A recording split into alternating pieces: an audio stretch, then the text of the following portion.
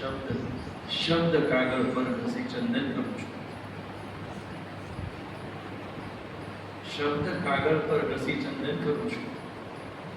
મારી વાતના પુષ્પો ચડાવી મા સરસ્વતીને વંદન કરું છું.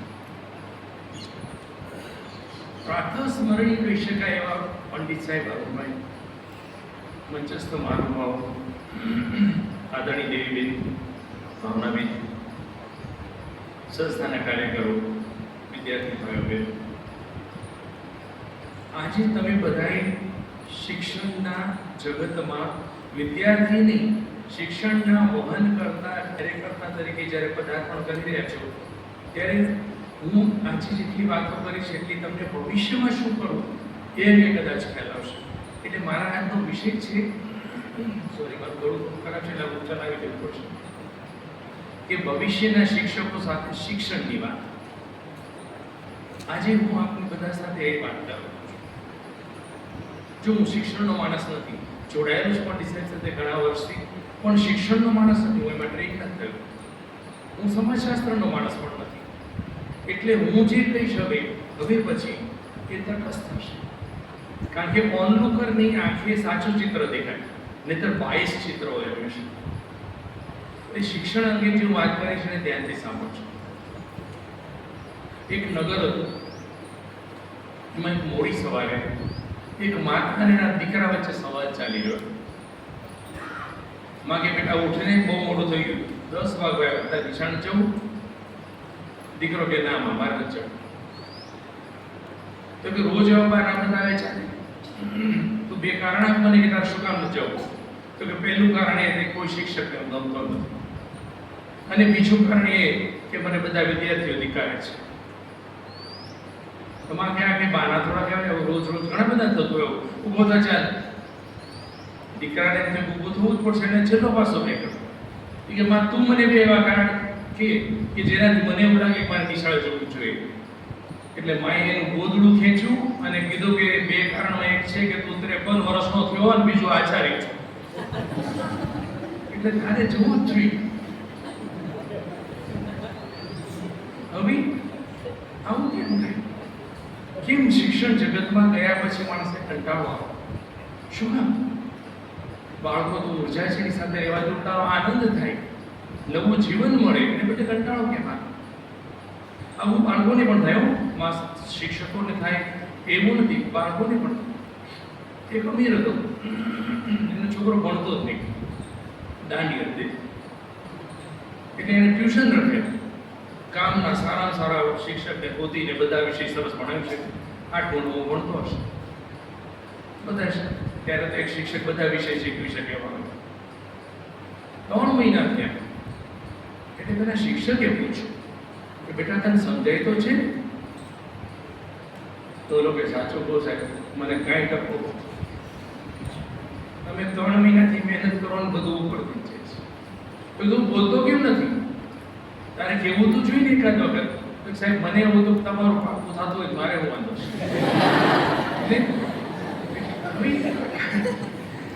આખા શિક્ષણના ઓલામાં આ કંટાળો ક્યાંથી ઘૂસી ગયો?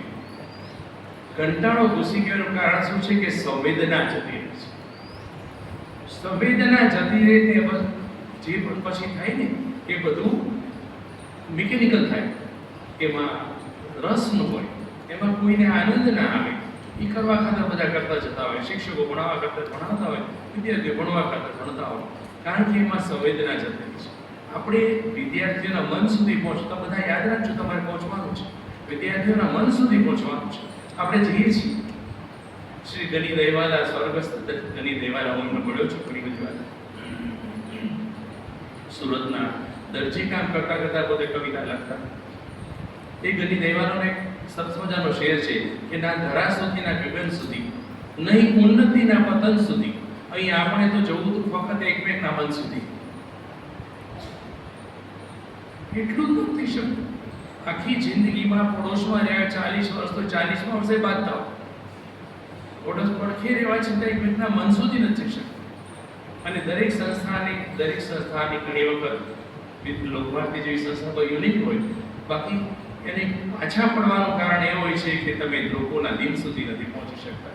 શિક્ષકો એટલા માટે નિરાશ થાય છે કે બાળકોના દિલ સુધી નથી પહોંચી શકતા, એટલે એને દિલને જીતી જ નથી શકતા. મુન્નાભાઈ એમબીબીએસ ફિલ્મ જો બધાએ જોયું છે તો ખબર છે, એ તો ગુંડો હતો. સંજય દત્ત ગુંડા તરીકે એમબીબીએસ ડોક્ટર બનવા જાય છે, પણ એના મન કાયદા કરતા માણસનું મહત્વ વધારે હતું. એટલે તમે બાળકને આવો હોશિયાર કોચ તરીકે નહીં જોશો, એને એક વિદ્યાર્થી તરીકે જોજો.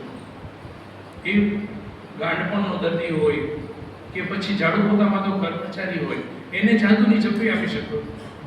આ જાદુની ચંપી શીખી જવી ને તો આપણે જિંદગી તરીકે કોઈ પણ સંસ્થા હોય, કોઈ પણ જગ્યા હોય, કોઈ પણ ઘર હોય, ખાલી પ્રેમ કરતા અને બીજાના દિલ સુધી પહોંચતા જ આવડી જાય ને, બીજાને આદર આપતા જ આવડી જાય ને, તો આપણે ખરેખર સફળ થઈ જઈએ. આદર બાળકને પણ આદર આપો.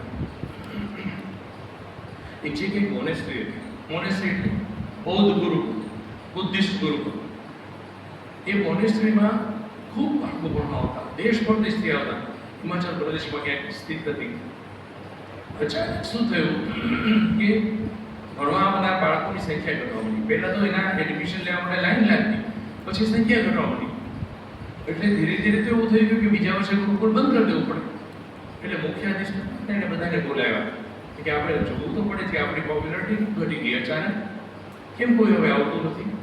એટલે કે ભાઈ હવે આમાં આપણને કેમ ખબર પડે, આપણે તો અંદર રહીએ એટલે વિચાર કરી શકાય એટલો કર્યો, પણ એનો કંઈ ફાયદો નહોતો તો છેલ્લા 2-4 વર્ષથી.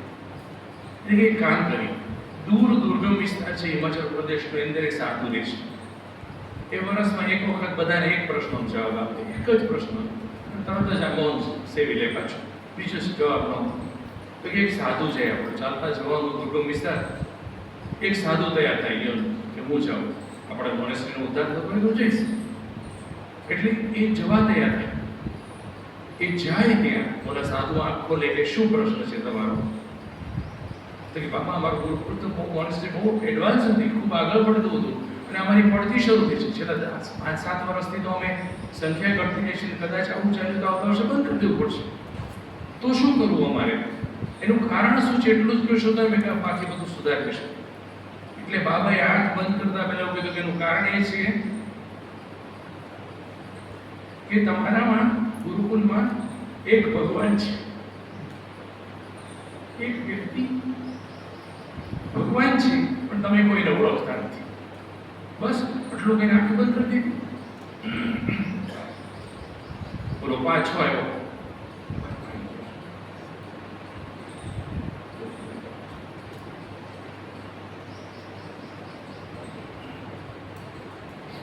યુવાન પાછો આવ્યો અને કીધું મુખ્ય અધિષ્ઠાતાને કે ભાઈ એણે એટલું કીધું કે તમારામાંથી એક ભગવાન છે. કોણ છે એનું કીધું, કારણ કે ત્યાં આંખ બંધ કરીએ પાછું. હવે તો આવતા વર્ષે જવાબ આપે, તો આ વર્ષ કાઢવું કેવી રીતે? એટલે કે તું આવું કામ જ કરીને આવે, એ કરે કઈ વસ્તુ પૂછી લેવાય.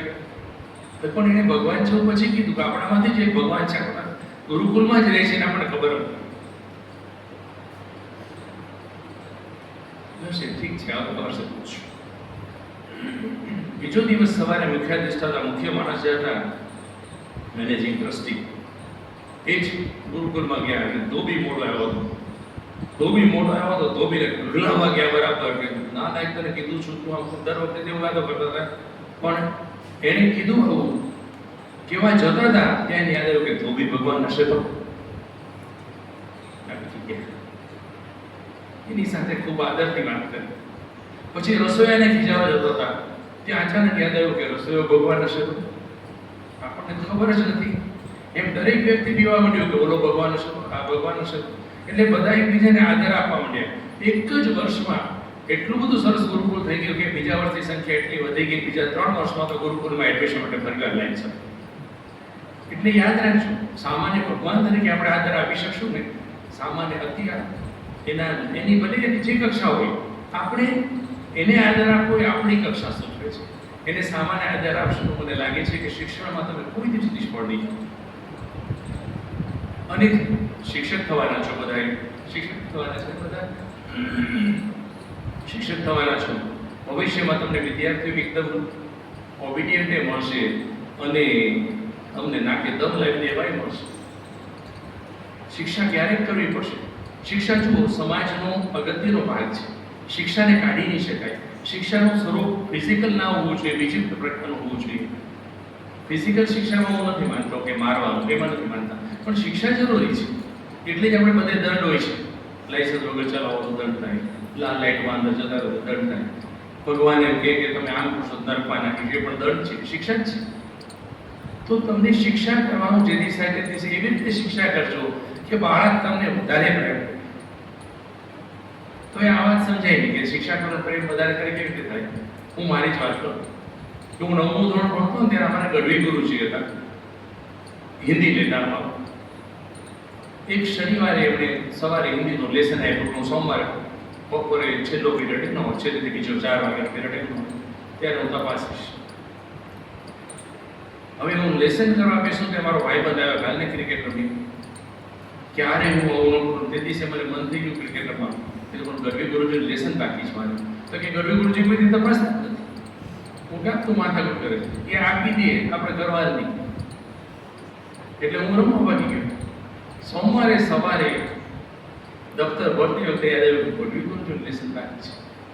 અને કઠણાઈ જુઓ, તમારા ખિસ્સામાં લાયસન્સ હોય તે દિવસ પોલીસ વાળો ઉભા રાખે. એમ તે દિવસે જ ગઢવી ગુરુજી આવતા, ચાલો લેસન કાઢો બધાય. અને મને ધબકારા વધી. ગઢવી ગુરુજી હંમેશા છેલ્લી બેન્ચથી લેસન તપાસવાનું શરૂ કર્યું. 45 વિદ્યાર્થીઓ હતા ક્લાસમાં. છેલ્લી બેન્ચેથી શરૂ કર્યું ને એક બેન્ચ ઉપર ઉભા કરતા ગયા કે પછી બધાને 10 દસ્તર ખાવાના છે હાથમાં. પહેલા ઉભા થઈ ગયા. તપાસતા મારી પાસે આવ્યા. મને કે ના તારું લેસન. ગુરુજી મેં નથી. અમે ગુરુજી કહેતા ગુરુકુલ હતું. મેં નથી કર્યું. પણ કે તે નથી કર્યું. કીધું નહીં. શું કરતો હતો? મેં રમતો ક્રિકેટમાં ગયો જતો રહ્યો. મને કીધું તે નથી કર્યું. આની જો કોઈ વિદ્યાર્થી ન કરે તો પછી બીજા પાસે મારે આશા રાખવાની જ નહીં. બેસી જાઓ બધાને કોઈને સજા ન કરી પછી મારી સામે કરુણ દ્રષ્ટિ રાખી ક્લાસ છોડી જતા.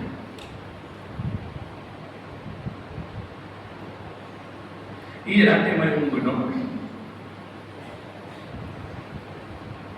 એક ને એક ચક્ર મગજમાં ઘૂસતી ફર્યા કરે કે કેવી સજા કરી, કેટલી ભયંકર સજા.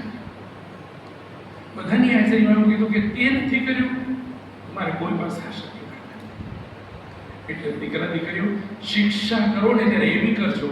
અને એ પછી ગઢવી ગુરુજી તો શું છે, કોઈ પણ ગુરુજીનું લેસન મેં લોકો કર્યું. હું એમડી થઈ ગયો ત્યાં સુધી મારું બીજા દિવસનું કામ આગલા દિવસે થઈ ગયું. કારણ આ એક શિક્ષા. એવી શિક્ષા કરજો. શિક્ષા જરૂરી છે પણ એવી કરજો કે નફરતનો જન્મ આવે તમારી ઉપર એની કાયમી અસર રહે. વિદ્યાર્થી તમને પ્રેમ કરતો, તમે શિક્ષકો છો. ઉગતા માસૂમ ઉર્જાથી તરવરતર એવા બાળકમાં રહેલી વિલક્ષણા બુદ્ધિને તમે તાલીમ આપીને ધીરે ધીરે ઈચ્છિત પરિણામ સુધી લઈ જતા વ્યક્તિઓ છો, થવાના છો. અને બાળક જ્યારે એના સમાજની એના તરફની અપેક્ષા સુધી પહોંચી જાય એટલે શિક્ષણનું કાર્ય પૂરું થયું. અને આની અંદર જ્યારે લાગણી, હું જે પૂછું છું તમારા વિષયમાં મૂકે કે સંવેદનશીલતા પડશે એટલે સોનામાં સુગંધ ભળ્યા છે. સંવેદનશીલ હંમેશા રહેજો. ક્યારેય કટકો હૃદય નહીં થશો. સમાજ ગમે તે કરે, વિદ્યાર્થીઓ ગમે તે કરે, તમે સંવેદના નહીં ગુમાવશો. તમે બરાબર શીખવાડજો. પણ મહર્ષિ અરવિંદ એવું કહેતા કે કોઈ શીખવાડી ન શકાય, કોઈને કશું શીખવાડી ન શકાય. શીખવું એ તો આંતરિક પ્રક્રિયા છે. મહર્ષિ અરવિંદના શબ્દો છે. તમે ફક્ત બાળકને ગાઈડ કરી શકો, માર્ગદર્શન આપી શકો, એને કહી શકો કે એને ક્યાં જવાનું છે, અને એનાથી તમે બાળકને ટ્રેન કરી શકો. અને બાળકમાં આ કુદરતી જ છે, સહજ છે. બાળકને ઘણી બધી વસ્તુઓ શીખવાડ્યા વગર પણ આવડી જતી હોય છે. એટલે જ ક્યારેય નિશાળે ન ગયેલો વ્યક્તિ પણ જિંદગી જીવી શકે છે. એ જિંદગીમાં હારી ન જતો, જિંદગી છોડી નથી દેતો. તમે પણ એ ધ્યાન રાખજો. તમે એવી રીતે ગાઈડ કરશો કે બાળકને જિંદગીભર કામ લાગે. તમારી બાળકમાં તો ક્ષમતા પડેલી જ છે, એને કેળવણીના યોગ્ય ઢાંચામાં ઢાળવાનું કામ તમારે કરવાનું છે. અને જેટલું લાગણીથી કરશો એટલું વધી જશે. અને અત્યારે આપણે શું જોઈએ છે શહેરોમાં કે મેગા મોલના પેલા હોર્ડિંગ્સ હોય ને, એવા હોર્ડિંગ્સ શૈક્ષણિક સંસ્થાઓના રોડ ઉપર જોઈએ છે. આ ફેસિલિટી મળશે, ફલાણી ફેસિલિટી મળશે. થઈ જાય કે આ તો શિક્ષણ સંસ્થા છે, શૈક્ષણિક સંસ્થા છે કે પછી એજ્યુકેશન ઇન્ડસ્ટ્રીના કોર્પોરેટ હાઉસીસ. અને છે તે બહાર શું પડે છે? બેકારોની ફોજ, નકરી બેકારોની ફોજ જ બહાર પડે છે. એક કપલ એક સ્કૂલની અંદર એડમિશન લેવા ગયેલું છોકરાને, તો પહેલાં એ કીધું કે અમે તમારા બાળકને એડમિશન આપીએ છીએ, આનો થોડો ઘણો અનુભવ અમને બી થયો છે, અને તમને તમારા બાળકના ચોપડા અહીંથી મળશે, ગણવેશ અહીંથી મળશે, બૂટ અહીંથી મળશે, દફતર અહીંથી મળશે, વોટર બોટલ અહીંથી મળશે, લંચ બોક્સ અહીંથી મળશે. એટલે પેલા કપલે પૂછ્યું, પતિ પત્ની જે એડમિશન લેવા ગયા ને, પણ મેડમ બધા કે મેડમ શિક્ષણ, તો કે એ તમારા ટ્યુશન રકમ છે, અથવા તો અમે શિક્ષણ આપણા ટ્યુશન ક્લાસ લાયક કરેલું છે, એ તમને શિક્ષણ સ્કૂલના સમય પછી શીખવાડશે. આ વસ્તુ કેટલી કરુણતા દેખાડે છે શૈક્ષણિક જગતમાં અત્યારે પ્રવર્તમાન. 2006 ની અંદર જુલાઈ મહિનાની 26 તારીખે પંડિત સાહેબે યશવંતરાય નેટિવ ગ્રુપમાં એક સેમિનારનું આયોજન કરેલું. એમાં એમણે પિંક ફ્લોઇડની 6 મિનિટની એક ફિલ્મ દેખાડી. હું તમને બધાને કહું છું, લખી લેજો, પિંક ફ્લોઇડ એની 6 મિનિટની ફિલ્મ છે, એ દરેક શિક્ષકે જોઈ છે. એનું નામ છે another brick in the wall. Another brick in the wall, દિવાલમાં વધારી ઈંટ. સાહેબ એ બીજા સેશનમાં આપણે બતાવી હતી, પણ શું